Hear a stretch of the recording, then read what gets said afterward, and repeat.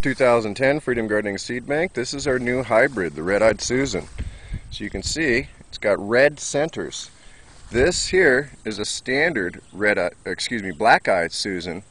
This is our new hybrid that we created. As you can see, it's a lot healthier, doing really well. And I wanted to show you these because I don't want to pick these, I just want to show them. You can see red centers, medium red centers on a black-eyed Susan. This is a giant black-eyed Susan that we planted. So what we've done is we've introduced a bunch of different varieties that have cross-pollinated. You can see all the butterflies. Here we go.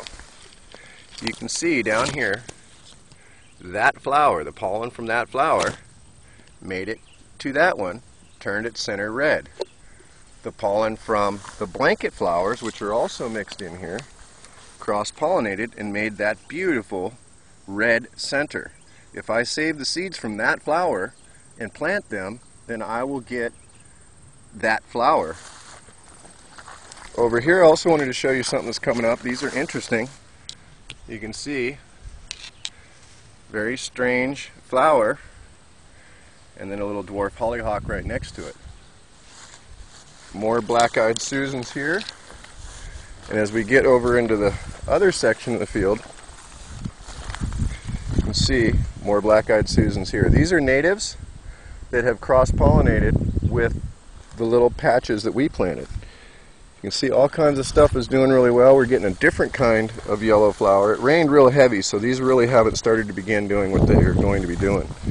But here's another little yellow flowers. Those are all mixed in between here. And then down here, we have quite a few of the blanket flowers. And these here are going to shoot off here pretty soon. There's a bunch of them in here. They've got a really pretty flower on them. More dwarf hollyhocks. And then through here is where the coreopsis are. And the coreopsis are cross-pollinating with the black-eyed Susan, as you can see here. They have rounded petals rather than the traditional spiky pointed flowers. So they're rounding off as they cross-pollinate. See several different varieties of bees. You can tell that that flower is not a normal black-eyed Susan. You see the head is gigantic on it. And there is some cross-pollinating going on over here. Not quite as much as the center of the field, but you can see here are the coreopsis that are slowly cross-pollinating with these here. Over here you can see some of the blanket flowers. They really shouldn't be doing anything right now, but they are. We did pass the summer equinox. The days are starting to get shorter, and that's what these flowers need to do what they do. There's another variety in here. See giant heads on those.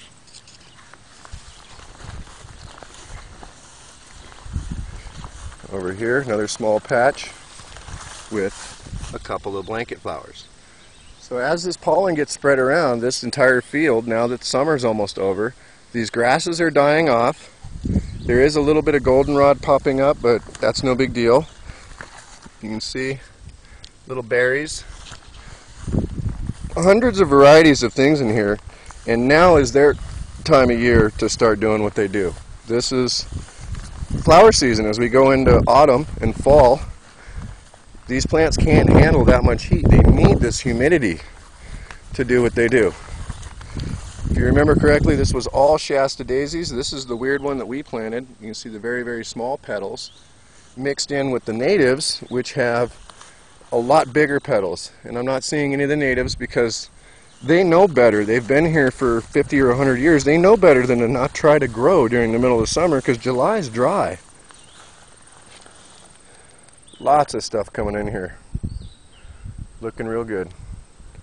And a bunch of this, which is basically just shading everything, allowing these seed heads to drop to the ground and then form new plants that should be shooting up over the next 2 weeks. You can see there's one there. They're all mixed in here.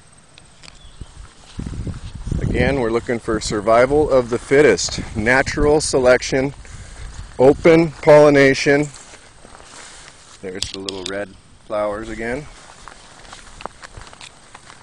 And this is the goal right here.